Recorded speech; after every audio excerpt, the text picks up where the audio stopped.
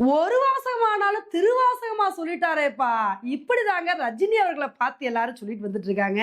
இன்னைக்கு நம்ம வீடியோல இந்த ஒரு விஷயத்த பத்தி தான் வந்து பார்க்க போறோம்.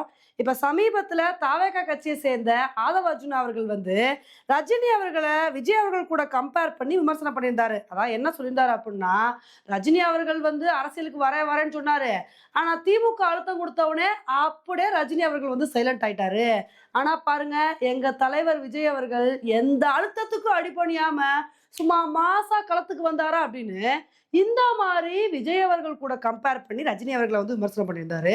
இந்த ஒரு விஷயத்துக்கு ரஜினி அவர்கள் பதில் சொல்றதுக்கு முன்னாடி, நெறைய அரசியல் கட்சி தலைவர்கள் வந்து ஆதவ அர்ஜுனா அவர்கள கண்டிச்சு, ரஜினி அவர்களுக்கு ஆதரவா கருத்த வந்து பதிவு பண்ணியிருந்தாங்க. இப்ப இந்த ஒரு விஷயத்துக்கு தான் ரஜினி அவர்கள் வந்து ஒரு அறிக்கை ஒண்ணு வெளியிட்டிருக்காருங்க. அதுல அவர் என்ன சொல்லியிருக்காரு அப்புட்ன்னா, சமீபத்துல தாவேகா கட்சிய சேர்ந்த ஆதவ அர்ஜுனா அவர்கள் வந்து, என்ன பத்தி ஒரு உண்மைக்கு புறம்பான கருத்த வந்து பேசியிருந்தாரு. ஆனா இதுக்கு வந்து எனக்கு ஆதரவா பல அரசியல் கட்சி தலைவர்கள் வந்து குரல் குடுத்திருந்தாங்க.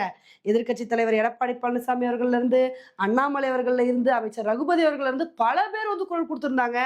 இதுக்கு வந்து நான் அவங்கள நன்றி தெரிவிச்சுக்கிறேன் அப்படின்னு சொல்லிட்டு நன்றி சொல்லி, கடைசியில ஒரு வாசகம் வந்து எழுதியிருந்தாருங்க. அதுதாங்க ஹைலைட்டே. அதுல என்ன சொல்லியிருந்தாரு அப்புட்ன்னா, "காலம் வந்து பேசாது. ஆனா காத்திருந்து பதில் சொல்லும்" அப்படின்னு ஒரு வாசகம்னாலும் திருவாசகம் மாரி வந்து எழுதிட்டாருங்க.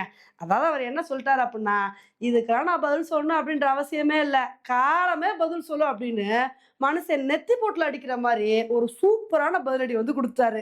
இப்ப இந்த ஒரு விஷயத்துக்கு தான் எல்லாரும் என்ன கருத்து சொல்லிட்டு வந்துட்டு இருக்காங்க அப்புட்ன்னா, "ஏன்பா ரஜினி அவர்களுக்கு கட்ஸ் இருக்கான்னு கேட்கிறீங்களே, ஃபர்ஸ்ட் உங்களுக்கு கட்ஸ் இருக்கா? ஏன்னா கரூர்ல அந்த மாரி ஒரு அசம்பாவிதம் நடந்த உடனே நீங்க என்ன பண்ணீங்க? உங்க கட்சி தலைவர்கிட்ட வந்து மைக்க குடுத்த உடனே அவர் எதுவுமே பேசாம ஓடி போயிட்டாரு. நீங்க கட்ஸா அந்த சிச்சுவேஷன வந்து ஃபேஸ் பண்ணீங்களா? உங்க கட்சி ஆளுங்க எல்லாருமே வந்து ஓடி போயிட்டாங்க.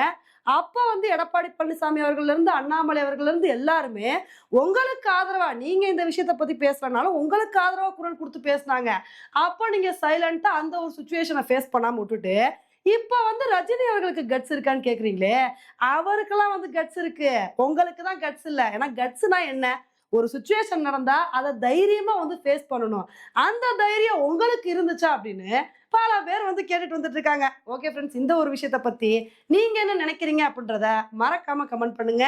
இதே மாரி இன்னொரு வீடியோல உங்கள வந்து மீட் பண்றேன். பாய் ஃபிரெண்ட்ஸ்.